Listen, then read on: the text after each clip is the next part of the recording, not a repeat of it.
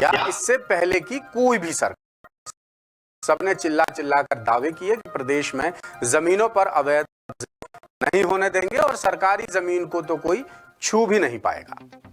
मगर ये सब का क्या, सरकारी सिस्टम में बैठे साहिबान किसी की परवाह थोड़ी करते हैं, फायदे के लिए किसी भी हद को पार करने से भी गुरेज नहीं करते। राजधानी जयपुर स्थित 250 बीघा से ज्यादा सरकारी जमीन से जुड़े जमीन पर जयपुर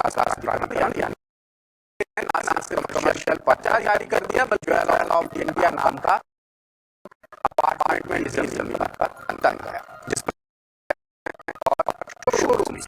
सूत्र बता रहे हैं कि जेएलएन रोड से लेकर टोंक रोड के बीच फैली 51 एकड़ से ज्यादा सरकारी जमीन की ऐसी बंदर बांट हुई है कि 70 से लेकर जेडीए के छोटे बड़े माल हो गए। लिहाजा सवाल उठ रहे हैं दुनिया खड़ा है ज्वेलर्स ऑफ इंडिया। देखिए, जैसे हमारे विशेष संवाद शर्मा की पड़ताल करती है,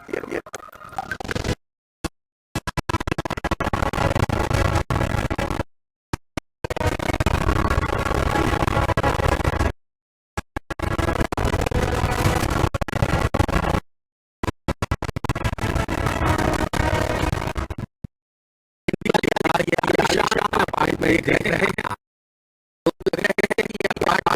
भ्रष्टाचार की दुनिया, यानी ये इमारत पूरी तरह इसकी तस्दीक के लिए चला इंडिया, जिस संसाधन ने 1965 में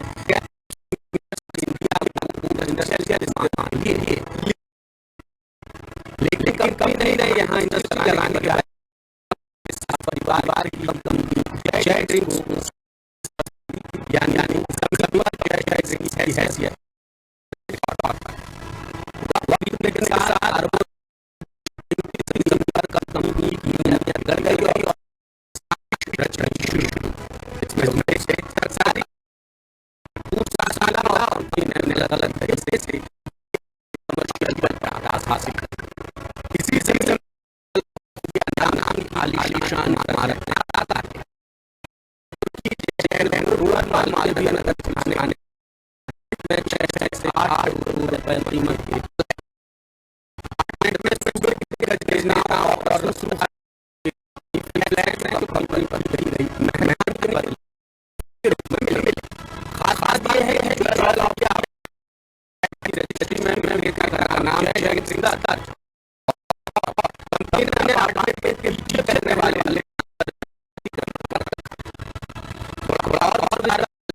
चलता है कि राजस्थान सरकार ने अप्रैल 1965 इंडिया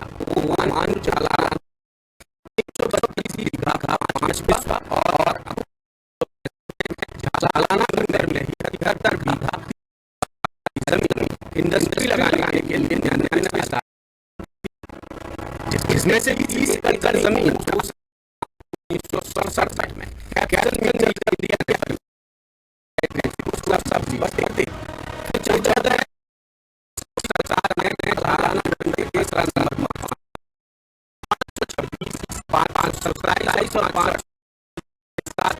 जमीन अस्पताल के लिए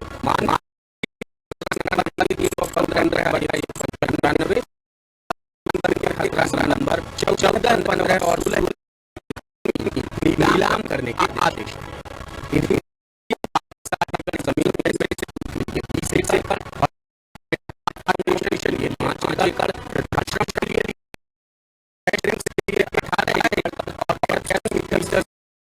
के लिए 12 एकड़ जमीन रिक्विजिशन।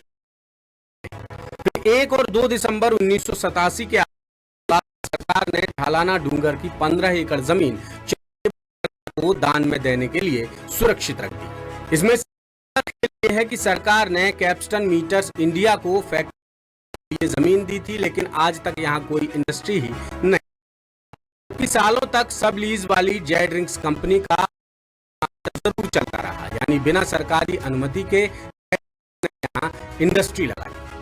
जय ड्रिंक्स ने झालाना के खर्चा नंबर 180, 181, 184 की 74,147 वर्ग मीटर इंडस्ट्रियल से कमर्शियल करने का आवेदन किया। सरकार ने 13 दिसंबर 2007 को रेसिडेंस के 5% पर ही लैंड यूज बदलकर पक्ष में नई लीज डीड जारी करने के आदेश। सरकार के आदेश के बाद जेडीए ने 1 जुलाई 2007 के निदेशक अनुराग जयपुरिया के नाम पर 1967 वर्ग मीटर जमीन का कमर्शियल, जबकि राजस्व रिकॉर्ड में बाकी जमीन का लैंड यूज जो कैप्स्टन मीटर्स इंडिया के नाम पर दर्ज है।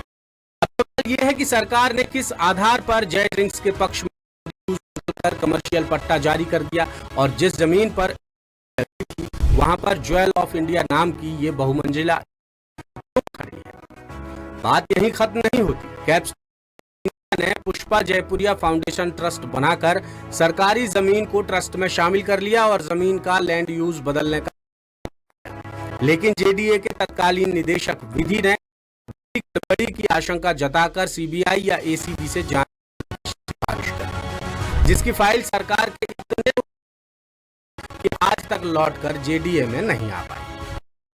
भी संबंधित संस्था के नाम पर जमीन अब तक नहीं हो पाई, ना ही जेडीए आज तक जमीन का डिमार्केशन कर पाया है। लेटेस्ट इन्वेस्टिगेटिव डेप्थ खबरें देखने के लिए ज्वाइन कीजिए द सूत्र का, सब्सक्राइब कीजिए यूट्यूब चैनल